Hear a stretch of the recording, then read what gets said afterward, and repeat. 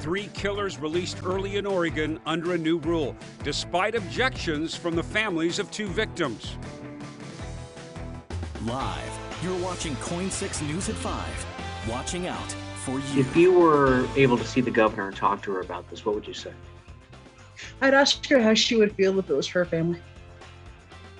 In a KOIN 6 exclusive investigation, we're talking to the family of a murder victim after one of her killers was set free by Oregon's governor. Kate Brown is giving hundreds of inmates convicted as juveniles the chance to apply for early release. It is 5 o'clock. Good evening, everyone. I'm Jeff Gianola. And I'm Elizabeth Din. In December, we were the first to tell you how she quietly released 3 people convicted of murder as teens. Now, only on KOIN 6, our investigator Dan Tilken learned in 2 of those 3 cases, the governor set them free despite the objections of the victims' families. And Dan joins us now. So these are the 3 that have already been released. We're the only ones to have reported this. In the case of Lucretia Carl right here and Joyce Pequeño, the victims' families pleaded with the governor to keep them locked up for the full sentences they agreed to serve in plea bargains.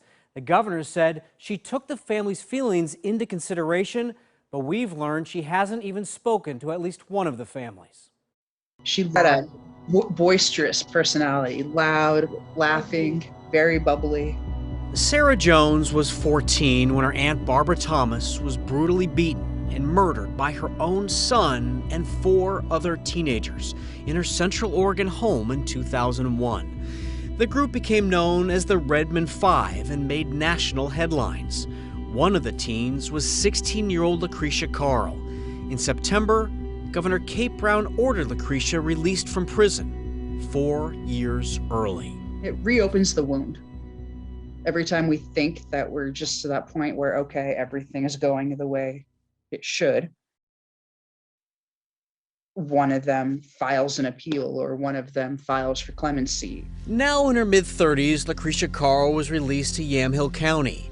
In her 128-page petition for commutation, Carl wrote, "I've spent the past 18 years coming to terms with the pain I have caused others, striving each and every day to understand and improve myself." She also wrote about doing jobs and learning trades inside the prison walls. She talked about learning to train dogs and a hopeful future. Lucretia's lawyer told the governor she was an unwilling participant in the murder, writing, "Despite not being the person that killed Barbara Thomas, nor the one that participated in the violence that preceded it, Lucretia was portrayed as being equally culpable as her 4 co-defendants." Lucretia's lawyer wrote about her early childhood, saying, "By age 13, Lucretia had suffered sexual assault, was living with her parents' drug addiction, which led to Lucretia's rapid downfall. Longing for acceptance, seeking adventure, and hoping for an escape from reality, Lucretia began acting out, eventually falling in with the wrong crowd." If all that happened, that is wrong. But that's not an excuse to be like, hey, yeah, I'm going to help you kill your mom. The Deschutes County District Attorney's Office told the governor, "At no time did inmate Carl do anything to stop the horrific events. Rather, inmate Carl played an integral role in discussing, planning, and executing the robbery, beating, and murder of Barbara Thomas."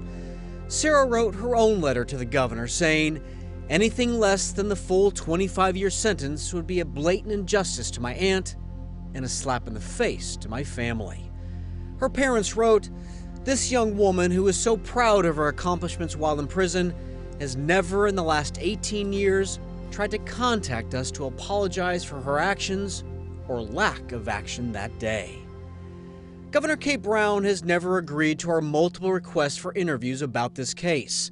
Her spokesperson said Lucretia and the other 2 inmates from the other cases were released in recognition of their extraordinary rehabilitation. We tried speaking with Lucretia Carl, but she declined. So did her lawyer, Elisa Kaplan. Kaplan is arguably the leading clemency advocate in Oregon. In November, we talked to her about commutations for people who were convicted as juveniles.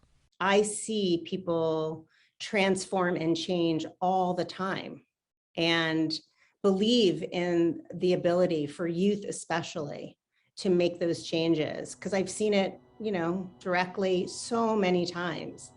As for Kate Brown, her office wrote, the governor carefully reviewed the applications and sought, received, and reviewed input from the respective district attorney's office, as well as from victim family members. But Sarah Jones and her parents feel ignored all these years after the brutal killing of their loved one, Barbara Thomas. So the governor's office never reached out to you? You've never heard from anybody from the governor's office? No, sir. Is that frustrating? Very much so. Especially for them to be saying, yeah, we reached out to them. Maybe they reached out to everybody else's family, but not mine. So the Oregon Constitution gives the governor absolute power to cut prison sentences short. In these cases, the governor put in a stipulation that she can revoke the commutations if the women break any laws. Now, you can read much more about Joyce Pequeño's case right now at KOIN.com, and there we have what her victim's family said in pleading with the governor not to release her for shooting a man in Salem. Okay, let's be clear about this. Once again, the governor refusing to do interviews on this? We have asked her over and over again. I know other reporters have asked her over and over again. She has not done a single interview about this. Now, remember, right or wrong, whether you agree with this or disagree with this, if you're going to do a major change in policy or what a jury decided or what they agreed to, we believe that you should explain your actions to the public. Right, and we want to remind our viewers, Dan, you've been working on this story for months now and have repeatedly reached out to the governor.